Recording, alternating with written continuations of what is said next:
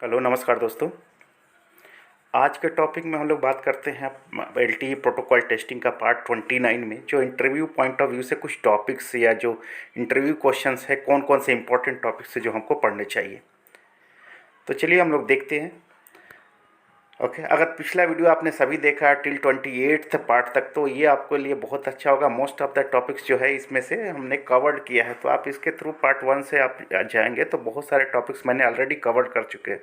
अगर ये सभी टॉपिक जो मैं यहाँ पे बताऊँगा अगर वो टॉपिक आप कवर कर लेते हैं तो ऑलमोस्ट आपका 75% क्वेश्चंस जो है आपको यहाँ से मिल जाएगा। मीन्स इससे रिलेटेड क्वेश्चन यही पूछे जाते हैं, मैक्सिमम हर जगह यही क्वेश्चन। कुछ क्वेश्चन ऐसे होते हैं जो प्रैक्टिकल रिलेटेड पूछे जाते हैं, लेकिन आप फर्स्ट तो आपको थियोरेटिकली क्लियर होना चाहिए। ओके, तो ये सारे टॉपिक्स हैं जो हम लोग इनिशियल से हम लोग लेके चलते हैं। हम लोग देखते हैं यहाँ पे कि कौन कौन से टॉपिक्स मेरे लिए इंपॉर्टेंट है। तो पहला टॉपिक हम लोग देख रहे हैं यहाँ पे कि पहला टॉपिक की अगर बात करें तो पहले टॉपिक में 3GPP रिलीज़। ओके, इसमें 3GPP रिलीज़ की बात करें, उसमें कौन कौन सा रिलीज़ में क्या क्या आया था, क्या अपडेट हुआ था 3GPP रिलीज़ में। तो ये सभी तो आपको बेसिक अंडरस्टैंडिंग होनी चाहिए कि अगर कोई पूछ दिया कि ठीक है आरआरसी का रिलीज़ कौन सा है, उसका आरआरसी का जो है 3GPP रिलीज़ क्या 36.331 है, या मैक लेयर का 3GPP स्पेसिफिकेशन क्या है, या फिजिकल लेयर का स्पेसिफिकेशन क्या है। तो ये सभी डिस्कशन थोड़ा सा आरएलसी का क्या है, तो ये सभी बेसिक डिटेल्स आपको मालूम होना चाहिए, क्योंकि कभी कभार इंटरव्यू में ये 3GPP रिलेटेड क्वेश्चन पूछे जा सकते हैं। तो इसमें यही पूछे जा सकते हैं कि 3GPP का स्पेसिफिकेशन आप भी इसमें बता दो, आरएलसी कौन सा 3GPP का स्पेसिफिकेशन किस में आता है वो। तो ये सभी डिटेल्स थोड़ा बहुत आप इसमें जान ले उसमें। ओके, उसके बाद आता है एलटीई प्रोटोकॉल स्टैक। बिकॉज हम लोग प्रोटोकॉल स्टैक के बारे में तो मालूम करना ही पड़ेगा कि मेरा आरएलसी लेयर कहाँ रहता है और आरएलसी लेयर कहाँ होता है, फिजिकल लेयर कहाँ होता है, कैसे इसकी कनेक्टिविटी है। तो वैसा एक आर्किटेक्चर आप अपने बहुत सारे आप गूगल में या कहीं भी देखेंगे तो एलटीई प्रोटोकॉल का स्टैक आर्किटेक्चर जो ऑलरेडी दिया गया है वहाँ से आप जाके ये देख सकते हैं। तो ये थोड़ा सा बेसिक क्वेश्चन है, वो अगर इंटरव्यूअर अगर आप बेसिक इंटरव्यू अगर 2 इयर्स 3 इयर्स या 4 इयर्स का एक्सपीरियंस शो कर रहे हैं तो वहाँ पर ये क्वेश्चंस ज़रूर पूछते हैं, या कुछ आपको इंट्रोडक्शन में या कुछ ऐसा बेसिक क्वेश्चन उससे रिलेटेड प्रोटोकॉल से रिलेटेड आता है तो ये टॉपिक्स वहाँ पे ज़रूर पूछे जाते हैं। अब बात करते हैं थर्ड में LTE frame structure, PSS SSS means primary and secondary synchronization. ये बहुत ही इंपॉर्टेंट टॉपिक्स है, इसमें 100% आपको क्वेश्चन पूछे ही जाते हैं। PSS और SSS means primary and secondary synchronization से रिलेटेड क्वेश्चन बहुत ही पूछे जाते हैं। इसमें ऑलरेडी मैंने डिस्कशन किया है कि PSS कहाँ रहता है डिफाइन, अगर फ्रेम स्ट्रक्चर की बात करें वहाँ पे PSS कहाँ रहता है, SSS कहाँ रहता है। तो ये सभी डिटेल्स कि कहाँ से ट्रांसमिट होता है, कौन से सब फ्रेम में ट्रांसमिट होता है, तो ये सभी डिटेल्स मैंने ऑलरेडी पिछले वीडियोस में आप जाएंगे तो वहाँ पे ऑलरेडी मैंने दिया है कि how many OFDM signal in एक टाइम डोमेन में कितने, how many OFDM signals will be there, और PSS ऑलवेज कहाँ ट्रांसमिट होता है, सब FDD में कहाँ ट्रांसमिट होता है, TDD में कहाँ ट्रांसमिट होता है। तो ये सभी discussion I have already given in the my previous slides. Okay, या प्रीवियस टॉपिक्स आप जहाँ भी देखेंगे वहाँ पे ऑलरेडी मैंने इसको फ्रेम स्ट्रक्चर जहाँ पढ़ा है मैं वहाँ पे दिया हूँ। अगर नहीं भी है तो आप जाके अगर यहाँ से नहीं देखना चाहते तो आप जाके कहीं से आपको जहाँ से अंडरस्टैंडिंग हो वहाँ से अच्छी तरह से इसके बारे में ज़रूर पढ़ दें। ये टॉपिक्स बहुत ही इंपॉर्टेंट है, आपसे एक तो क्वेश्चन इससे ज़रूर पूछे जाएंगे। अब आता है मीप सिप के बारे में। तो मीप सिप भी बहुत ही इंपॉर्टेंट टॉपिक्स है। आप दूसरी टॉपिक्स जो भी यहाँ पे इंपॉर्टेंट टॉपिक्स मैं लिखा हूँ ये टॉपिक्स आपको इंटरव्यू पॉइंट ऑफ व्यू से ही लिखा यहाँ पे लिखा गया है वहाँ पे। तो इसमें ये पूछे जाते हैं कि मीप क्या है, कितने बिट्स का मीप होता है, उसमें अगर 24 बिट्स का मीप हुआ अगर उसमें तो उसमें कौन कौन से बैंडविथ क्या होता है, कितने 3/4 DL बैंडविथ हो गया, कुछ फिजिकल चैनल फिजिकल हार्क के लिए हो गया, कुछ फ्यूचर के लिए यूज़ हो जाता है, कुछ SFN के लिए यूज़ होता है। तो ये सभी डिटेल्स थोड़ा बेसिक्स पूछते हैं सभी। ओके, कहीं भी इंटरव्यू में कि मीप होता क्या है, सीप होता क्या है, इससे कौन से इंफॉर्मेशन एलिमेंट्स कौन कौन से होते हैं, क्या क्या इसमें ट्रांसमिट होता है। तो इसके बारे में मीप और सीप के बारे में होप मैंने ऑलरेडी बताया है, तो उसको भी जाके आप वहाँ पे देख सकते हैं मीप और सीप के बारे में। ओके, उसमें इंफॉर्मेशन एलिमेंट्स क्या क्या होते हैं और कैसे मीप सिप कितने टाइप्स को होते हैं, मीप सिप्स का टाइप्स कितने हैं, 1 2 3 4 जो भी है उसके बारे में क्यों यूज़ होता है, कहाँ यूज़ होता है। तो इसके बारे में थोड़ा सा जाके आप इसको मीप सिप के बारे में भी ज़रूर पढ़िए।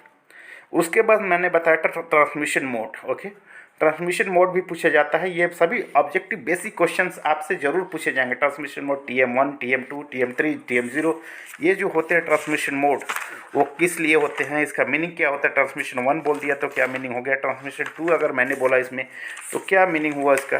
तो इसके लिए ऑलरेडी आप देखेंगे तो वहाँ पे मेरे चैनल में होगा। अगर नहीं अवेलेबल है तो प्लीज़ कमेंट कीजिए। मैं जो भी टॉपिक्स यहाँ पे नहीं दिया हुआ है या मेरे चैनल में नहीं है तो मैं यहाँ पे ट्राई करूँगा कि नेक्स्ट वीडियो अपलोड करूँगा, उस समय ये सभी टॉपिक्स को कवर कर लूँ मैं।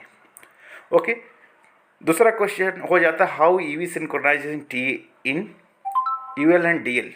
यूएल एंड डीएल में कैसे ईवी जो है कैसे सिंक्रोनाइज होता है। तो ये तो बेसिक क्वेश्चन आपसे पूछे जाएंगे। EV categories with supporting features, आपको पूछेगा कि यूवी 10, 11 और 7, 8, 9, 10 उसमें कौन कौन से फीचर्स इनेबल हुए, मीन्स सीए कब आया, किस कैटेगरी में, ईवी का कैटेगरी कौन सा होगा जहाँ पे सीए सपोर्ट करेगा, माइमो सपोर्ट करेगा।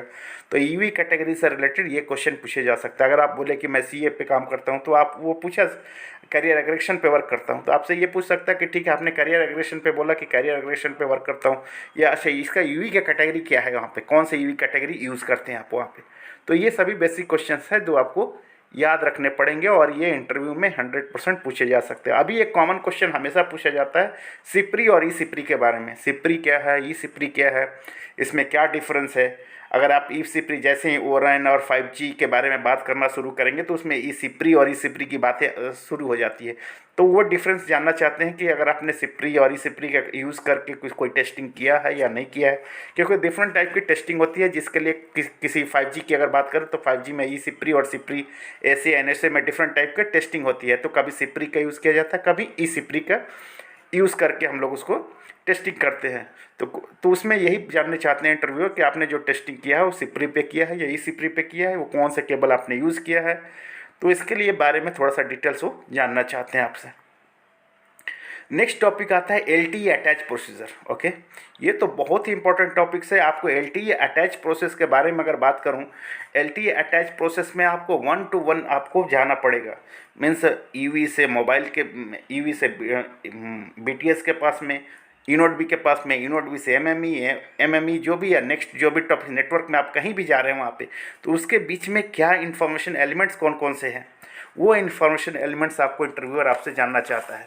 और कोई भी इंटरव्यूअर ये नहीं जानना चाहता केवल कि होता क्या है, ईवी कैसे अटैच होता है, वो केवल नहीं जानना चाहता। वो जानना चाहता है कि आपका सिग्नल कौन सा सिग्नल है उसमें जाता है, ट्रांसमिट होता है, कौन कौन से इन्फॉर्मेशन एलिमेंट्स पास होते हैं वहाँ से। तो ये सभी इन्फॉर्मेशन एलिमेंट्स के बारे में वो जानना चाहता है उसमें। तो ये सभी हम लोग को बारे में उसको थोड़ा LTE अटैच, तो आप अच्छी तरह से कोई एक टॉपिक्स LTE अटैच की बात हो या आप हैंडओवर की बात हो, जो टॉपिक आपको स्ट्रांग हो उसको इतनी अच्छी तरह से याद करें कि LTE अटैच से प्रोसेस से बात किया जाए तो वो टॉपिक हर जगह वो आप उसको बता सके या उसको कवर कर सके। आप किसी भी तरह से कोई भी टॉपिक्स उसमें छोड़े नहीं, उस विथ इन्फॉर्मेशन एलिमेंट्स के साथ में। ओके, कि क्या क्या होता है उसमें इन्फॉर्मेशन। जैसे मैं ईवी या यूनोड बी के बात करूं कि जैसे कोई मैसेज 1 यहाँ से अगर ईवी ट्रांसमिट करता है यूनोड बी के बीच में, तो उसमें कौन कौन से आरआरसी में प्रीएम्बल्स कौन कौन से जाते हैं, उसके बाद उसका रिस्पॉन्स RARNTI या प्रीएम्बल सीक्वेंस जो जाता है, वो सभी डिटेल्स आपको इंटरनली क्या क्या मैसेज 1 में क्या क्या जाता है वो सभी मालूम होना चाहिए। वो आपसे पूछना चाहते हैं LTE अटैच प्रोसीजर में। ओके, दूसरा आता है DCI फॉर्मेट के बारे में। तो DCI फॉर्मेट क्या क्या इन्फॉर्मेशन कैरी करता है, DCI इन्फॉर्मेशन कौन कौन से कैरी इन्फॉर्मेशन क्या क्या कौन सा कैरी करता है, उसका DCI फॉर्मेट कितने तरह से होते हैं, DCI 0, DCI 1, DCI 1A, 1B, 1C, 1D, 2A, 2B, 2C, 3A और 4 होता है। उसमें DCI फॉर्मेट हम लोग का इतना होता है। वो किस लिए यूज़ होता है, अपलिंक ग्रांट के लिए कुछ यूज़ होता है, फॉर डेटा के लिए, डाउनलिंक फॉर सीसो के लिए, DL माइमो के लिए, DL सीसो के लिए, मल्टी माइमो के लिए, ओपन लूप माइमो के लिए। तो डिफरेंट पर्पज़ के लिए हम लोग इसको यूज़ करते हैं। ओके, तो इसको आपको ये आपसे इंटरव्यू में पूछा जा सकता है कि DCI फॉर्मेट क्या है और DCI फॉर्मेट के लिए कौन कौन से फॉर्मेट आप यूज़ करते हो। तो ये सभी डिटेल्स आप याद कर लें। सेल्फ सिलेक्शन एंड रिसिलेक्शन, तो ऑलरेडी मैंने पिछले वीडियोस में भी बताया था कि सेल्फ सिलेक्शन और रिसिलेक्शन की क्राइटेरिया होती है कुछ, जो उस आपको याद करना पड़ेगा कि सेल्फ सिलेक्शन और रिसिलेक्शन की क्राइटेरिया क्या है। तो वो सभी क्राइटेरिया आपको याद करना पड़ेगा, वो बहुत ही इंपॉर्टेंट टॉपिक्स है, ये भी आपसे पूछा जाता है। जैसे सेल्फ सिलेक्शन या क्राइटेरिया पूछी जाती है कि SRX greater than 0 and X quality should be greater than 0, ये आपको ये फुलफिल क्राइटेरिया होगा तभी सिलेक्शन क्राइटेरिया होगा। रिसिलेक्शन के लिए भी ऐसे ही एक फार्मूला है जो आपसे ये पूछना चाहते हैं। और ये सेल्फ सिलेक्शन होता कैसे है, रिसिलेक्शन कैसे होता है, तो वो सभी डिटेल्स आप उसके बारे में थोड़ा पढ़ लें ज़रूर। एक और क्वेश्चन आता है जो बहुत ही इंपॉर्टेंट है, रैंडम एक्सेस प्रोसीजर, जो 100% आपको इंटरव्यू में पूछे जाते हैं कि रैंडम एक्सेस रैच प्रोसीजर क्या होता है, किस तरह से होता है। तो ये क्वेश्चंस आपको जो कुछ इंपॉर्टेंट क्वेश्चन है, जैसे LT अटैच प्रोसीजर है, सिप्री सिप्री के बारे में है, और how UV synchronize DL and UV, और उसके बाद आपसे पूछा जाता है रैंडम एक्सेस प्रोसीजर क्या है, रैच प्रोसीजर क्या है, हैंडओवर प्रोसीजर क्या है, शेड्यूलिंग रिक्वेस्ट क्या है, हार्क आर्क जो है क्वेश्चंस है, CSFB एंड ISR/VCC, ये सभी इंपॉर्टेंट टॉपिक्स है जो 100% आपको इंटरव्यू में पूछे जाएंगे। आप इसको जितनी अच्छी तरह से तैयार कर सकें, जितना अच्छी तरह से आपको इस पर स्टडी करना है, कहीं से अगर यूट्यूब से है या आप किसी अदर डॉक्यूमेंटेशन से या शेयर टेक नोट से आप जहाँ पे जा रहे हैं वहाँ से अगर आप उसमें अगर जितना पढ़ सके उसमें उतना आप पढ़ लें, तभी आपका इंटरव्यू वहाँ से क्लियर होगा। ओके, तो रैंडम एक्सेस प्रोसीजर में दो तरह के प्रोसीजर होते हैं, जैसे एक कंटेंशन बेस्ड, एक contention free, means non contention random access procedure होता है। तो ये दोनों का रैच प्रोसेस क्यों है, रैच का पर्पस क्या है, रैच पर्पस क्या होता है। टू अपलिंक सिंक्रोनाइजेशन, आपको मालूम होगा कि रैच प्रोसीजर जो हम लोग यूज़ करते हैं वो अपलिंक सिंक्रोनाइजेशन के लिए, to obtain the resource from the message 3, इसके लिए हम लोग रैच प्रोसीजर करता है नेटवर्क। उसमें क्या दो तरह के होते हैं, उसमें कंटेंशन बेस्ड और नॉन कंटेंशन बेस्ड। मीन उसमें क्या होता है, उसका मीनिंग क्या होता है, वो क्या डिफरेंस होता है उसमें। अगर बात करें कि वी अगर कोई मैसेज 1 ट्रांसमिट करता है तो उसके साथ क्या जाता है, जैसे प्रीएम्बल्स जाता है, जैसे रैंडम एक्सेस रिक्वेस्ट में उसके साथ RARNTI प्रीएम्बल सीक्वेंस नंबर, जो मैसेज आइस जो जाता है वो उसको बारे में बताना हो। जैसे ही वहाँ पे क्या यूनिट भी रिसीव करता है कुछ, तो रैंडम एक्सेस रिस्पॉन्स जो होता है वहाँ से अपलिंक ग्रांट, टाइमिंग एडवांस या RNTI मैसेज 2 में ट्रांसमिट होता है। तो ये सभी डिटेल्स आपको 100% याद करने पड़ेंगे। अगर ये टॉपिक्स आपको याद नहीं है तो आप कहीं भी क्लियर नहीं कर सकते, इंटरव्यू आपको क्लियर नहीं हो सकता। जो टॉपिक्स मैंने बोला है वो इंपॉर्टेंट टॉपिक्स है, उसमें आपको 100% देना पड़ेगा। तो ये random access procedure with information element और उसका पर्पस क्या है, क्यों होता है, इससे रिलेटेड आपको पढ़ना पड़ेगा।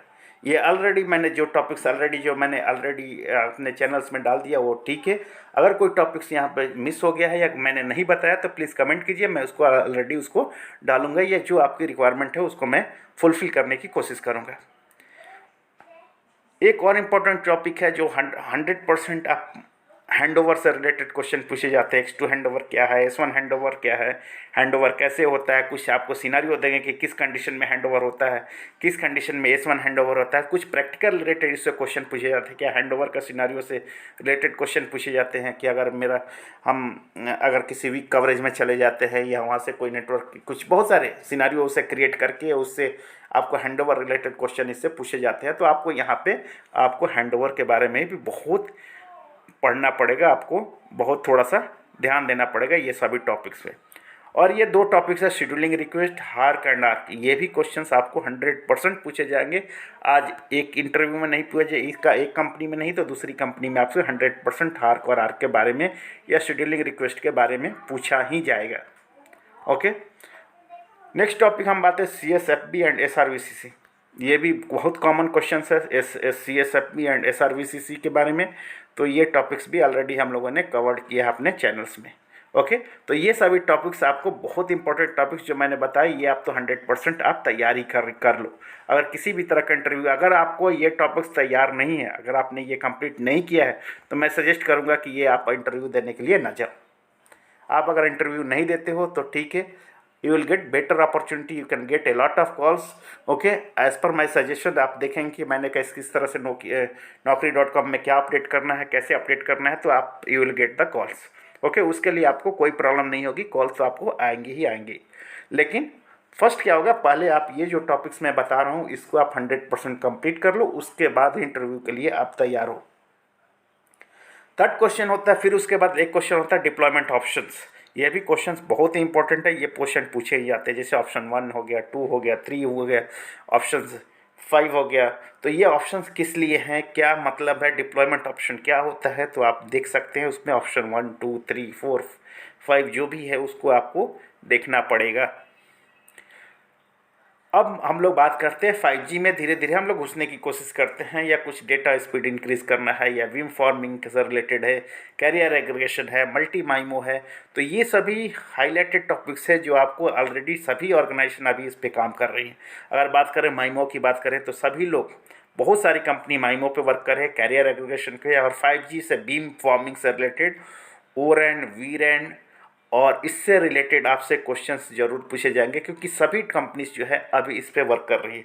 तो इसके साथ साथ आपने 4G का जो टॉपिक सामने पढ़ा है, उसके साथ साथ अगर 5G का नॉलेज आप रखते हैं, खैर 5G के बारे में, 5G आर्किटेक्चर क्या है, कितने तरह के आर्किटेक्चर होते हैं, उसकी बीम फॉर्मिंग किस तरह से होती है, तो उसका कुछ चैनल्स के बारे में अगर बात करते हैं, कुछ चैनल्स के बारे में अगर जानकारी हो आपको, तो उस चैनल्स के बारे में बात कर दे। उसका अटैच प्रोसेस, अगर 5G का अटैच प्रोसेस आपको मालूम है तो बेस्ट है। तो ये सभी टॉपिक्स 5G से आप जरूर, 5G का अटैच प्रोसीजर क्या होता है तो उसके बारे में थोड़ा सा डिस्कशन जरूर कर ले, पढ़ ले जरूर। और उसके साथ साथ ओरैन, वीरैन और उसके साथ कुछ आर्किटेक्चर, ओरैन का आर्किटेक्चर है, उसको थोड़ा सा ओवरव्यू कर ले आप कि कैसे होता है, उसके बीच में CU, DU, RU के बीच में क्या इंटरफेस, कौन सा यूज़ करते हैं हम लोग, फ्रंट हॉल है, बैक हॉल है, तो कौन कौन सा ये इंटरफेस हम लोग यूज़ करते हैं इन सभी के बीच में, उसके बारे में, इसका कोर नेटवर्क का क्या नाम है। तो ये सभी डिशेस ओरन के बारे में, उसका यूज़ क्या, ओरन किस लिए यूज़ करते हैं, ओरन का क्या काम है, अभी वो किस लिए हम लोग ओरन पे वर्क कर रहे हैं, तो ये सब डिटेल्स आपको थोड़ा सा बेसिक्स आपको रखना पड़ेगा ओरन और 5G के पर, अगर आप 5G पे या ओरन पे काम नहीं कर रहे हैं तो। ओके, आप 4G के साथ साथ इस पे अगर 5G पे आप काम कर रहे हैं कि किसी दूसरे ऑपरेटर्स में या कहीं पर, तो यहाँ पे आपके लिए तो बेस्ट है कि 5G पे आप वर्क कर रहे हैं तो उनके लिए ठीक है। जो नहीं कर रहे हैं उनके लिए ये टॉपिक्स बहुत ही इंपॉर्टेंट है, क्योंकि आपको टच, ये टॉपिक्स इंटरव्यू में आपसे ये टॉपिक्स पूछे जाएंगे, टच किए जाएंगे, जो अभी आपके सभी as per requirement of telecom testing companies. Okay, उसके साथ आपसे पूछा जाता है कि आपने डिबगिंग टूल कौन सा यूज़ करता है। आप बोल सकते हैं कॉमन, आप बोल सकते हैं कि मैं प्रोटोकॉल डिबगिंग टूल्स है जो वायरशार्क यूज़ करता हूँ। ये कॉमन टूल्स है, वायरशार्क का डिबगिंग टूल्स जो है वो कॉमन टूल है, और सभी जगह मैक्सिमम 70 to 80%, 90% केसेस में वायरशार्क डिबगिंग टूल्स यूज़ करते हैं। वहाँ पे मीन्स आपका लॉग्स कलेक्ट किसी भी तरह से करें, लॉग कलेक्शन के लिए डिफरेंट डिफरेंट टूल्स है, वहाँ से हम लोग लॉग कलेक्ट करते हैं। उस लॉग्स को अगर हम लोग इसमें यहाँ पे डिबग करना है, मीन्स लॉग एनालिसिस करना है, या उसमें कुछ भी आपको लॉग्स देखने हैं कि कौन कौन से मैसेज फ्लो हो रहे हैं, तो उसके लिए हम लोग वायरशार्क टूल का यूज़ करते हैं। तो ये आप कॉमन बोल सकते हैं कि मैं प्रोटोकॉल का डिबगिंग टूल जो यूज़ करता हूँ वायरशार्क होता है, और उसका सिमुलेटर जो यूज़ करता हूँ, कोई भी आप एक नाम बोल सकते हैं, एजिलेंट हो गया, एनाइट हो गया, या एनाइट हो गया।